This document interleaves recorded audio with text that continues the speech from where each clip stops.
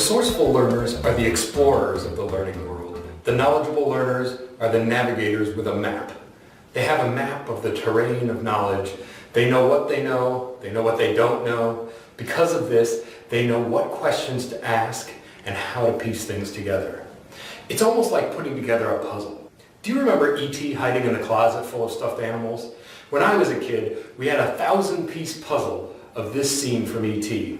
Let's use this as a metaphor. You have some of the picture pieced together, and by looking at the box, you have a sense of what you're looking for to complete the picture.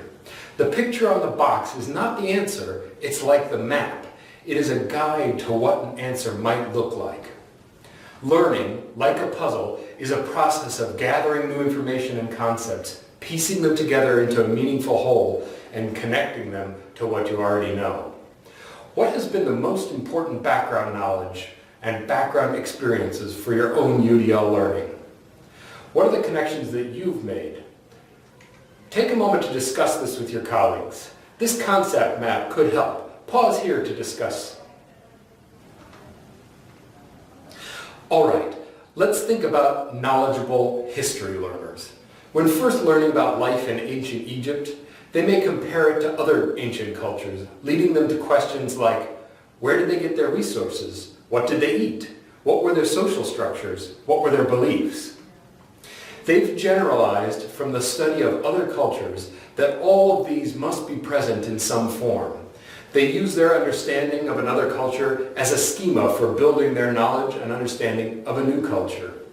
This is the picture on the puzzle box that provides information about what to look for and what questions to ask.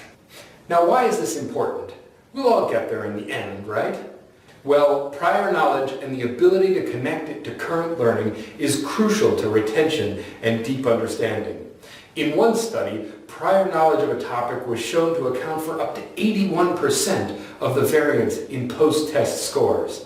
So how do we support all learners to develop this clear sense of where they are, what they know, and what's next? This prior knowledge may be one of the greatest sources of variability in the classroom. Imagine building a house on a foundation of stone or on a foundation of sand. Many of the strategies that we discussed today will be very familiar.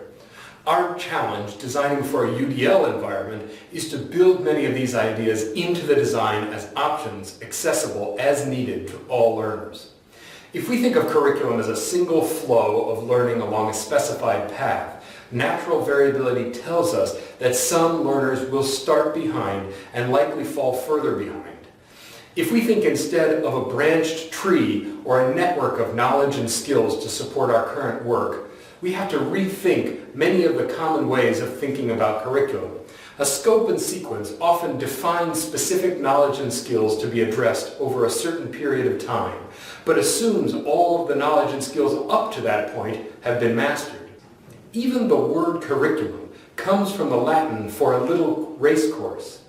It is conceived of as a single path that everyone follows and the teacher leads and learners keep up or not. So often, when there's only one learning path available, learners who don't know as much fall further and further behind because they have no way of actually making all of the connections that more knowledgeable learners are making. Instead, we should think of providing a diverse set of readily accessible branching options for them to take responsibility for their learning, including filling out missing background. Here are a few ways to build background knowledge. Again, I'm sure you've heard most of these before. Think about how to design making all of this readily available to your learners. Direct instruction of relevant background knowledge has been shown to support learning. This could be background that you covered the day before or deeper background that's assumed. Providing readily accessible sources of background knowledge in the learning environment allows learners to access this as needed. Previewing has also been shown to be an effective way of supporting learners in orienting to new content. This could include supports as diverse as teaching relevant vocabulary, a list of characters, a plot synopsis, and introducing difficult concepts. In our puzzle analogy, this is like helping the learner think about the missing pieces. What shape are they? What color might they be? What do you see in the picture that would give you a relevant clue? A third approach to building background knowledge involves embedding new learning experiences in a greater experiential context, like a field experience, a project, a problem to be solved, or a story. To the degree that this is a motivating and meaningful learning experience, it can anchor and orient learners in their approach to new learning. You've worked with learners to build background knowledge. You've provided options in the learning experiences and environment for them to build background as needed. Now what? Here are just a few of the many ways to activate and connect that knowledge to new learning. Simply asking students to reflect and record what they know supports them to learn and connect new content. It might even be useful to think of learning new content as consisting of two integrated processes, learning and connecting. Concept maps can be a useful visual representation of prior knowledge. Having learners ask and answer questions before, during, and after a learning experience has also been shown to support new learning and retention. Practices like KWL charts, asking learners to record what they know, what they want to learn, and what they've learned, have also been shown to be effective ways to structure consolidation of what they've learned. If you find the puzzle piece of E.T.'s eye, but you don't have the rest of his head built yet, you can put it where you think it might be based on what you know from the box, but it is not yet fully integrated into the full picture. Interactive discussion with learners about what they already know can be an important way to assess, share between peers, activate, and prime background knowledge that will be important to understanding new learning. Using deep analysis of pictures to support reading can activate important background knowledge and concepts. There's a subtle but important distinction between this and multiple representations. Here, the additional representations are being used to pursue an additional goal to support the primary goal of the lesson. With the accessibility of so many different forms of media, this could easily be expanded to thoughtfully chosen video and audio material as well. In many online textbooks or learning environments, so many of these multiple media materials are hyperlinked and available to learners on demand. Teachers can also easily create these environments for learners. Important new discoveries from cognitive science point to the essential role of conceptual and metaphorical priming and framing for guiding attention and making learning actionable. When you give learners a specific conceptual frame or metaphor for organizing information, it influences the way they interpret new information and what they're able to do with it. It helps them build a skeleton to structure what they already know and connect their new learning. You may have noticed my use of abundant metaphors for exactly this reason during this video. Here's an example of one study looking at the organizing force of metaphors. 12th graders were studying the Constitution. They were using a hyperlinked software program and had a high degree of flexibility in navigating where they wanted to learn about the separation of powers and the War Powers Act. Hard stuff, right? The software contained everything from links to the Constitution to interviews with experts and historical figures, debates, essays, and letters. They were divided into 3 groups. One group of students were given no metaphorical priming. The second group had an irrelevant metaphor.